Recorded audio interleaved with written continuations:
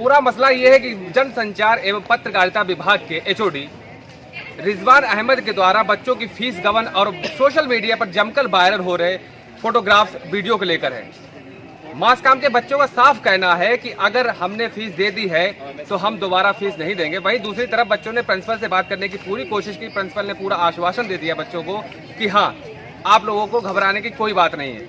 वहीं मेरा आना हुआ है आज गांधी फैज़-ए-आम कॉलेज में। प्रिंसिपल से मिलने की पूरी कोशिश की, लेकिन प्रिंसिपल मौजूद हालत में नहीं है। क्योंकि आपको बता दूं कि लगभग सन 2019 का मैं स्टूडेंट रहा हूं कॉलेज का, मास काम डिपार्टमेंट से।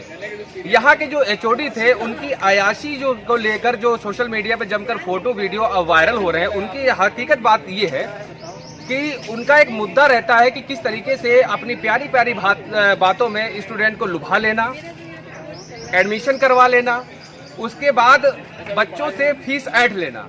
दरअसल वो फीस काउंटर पे बच्चे कुछ ही भी स्टूडेंट जो होते थे, काउंटर पे जाके बच्चों की फीस ऐड होती थी, जमा करते थे, रसीदें मिल जाती थी। लेकिन वो अपनी बातों को डाल के बच्चों को घुमा फिरा के उस फीस को किसी भी तरीके से उस फीस को अपने पास रख लेते थे। और उसके जैसे कि मान लीजिए कि मास काम की फीस है 15,500, उन्होंने बता दिया 15,500 आपकी फीस है, 1,000 रुपये आपको डिपार्टमेंट में देना पड़ेगा। तो बच्चों को काउंटर पे ना जाने के बजाय अपने पास रख लिया। अब सुनिए, अब उस फीस का करते क्या थे ये एचओडी साहब उस फीस को बच्चों से ले लिया।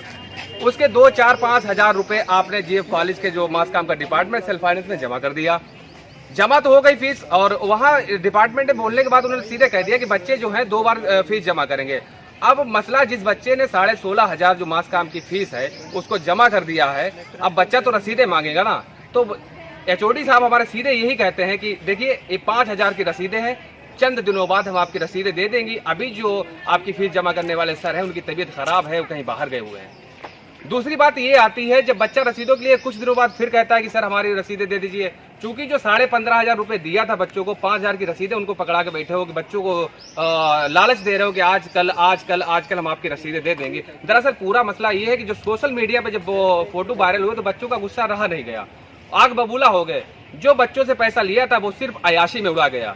यहाँ के जो एचओडी मास काम डिपार्टमेंट के थे, उनके द्वारा इस मसले में पूरी कार्रवाई हुई है। बाकायदा आप लोगों ने कुछ दिन पहले हिंदुस्तान अखबार में पढ़ा होगा कि उन्हें कॉलेज से बाहर भी कर दिया गया।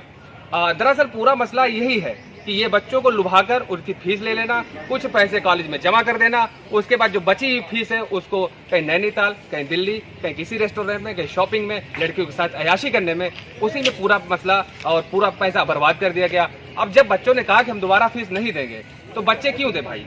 बच्चों का पूरा राइट बनता है कि एक बार जब एचओडी को फीस दे चुके हैं, वो दूसरी बार क्यों दें? बच्चों का सीधा कहना है कि हम फीस नहीं देंगे। वहीं दूसरी तरफ अब एग्जामिनेशन फॉर्म भी आ गए हैं। अब एग्जामिनेशन फॉर्म को लेकर जब बच्चों की फीस ही नहीं जमा है तो एग्जामिनेशन फॉर्म कहां से भरेंगे? पूरा मसला ये है। अब तरह तरह के बच्चे जो हैं, बातें सोशल मीडिया को लेकर, फेसबुक को लेकर, व्हाट्सएप को लेकर सामने आ रही हैं। और जब मैं आया, मैंने यहाँ तक कि मैंने जो मेरी जो मार्कशीट थी मास काम डिपार्टमेंट की, मैंने यहाँ के जो डिपार्टमेंटल वो सेल्फ फाइनेंस के सर थे, उनसे पूछा कि सर मेरे 2 साल हो गए, मेरी फीस नहीं जमा।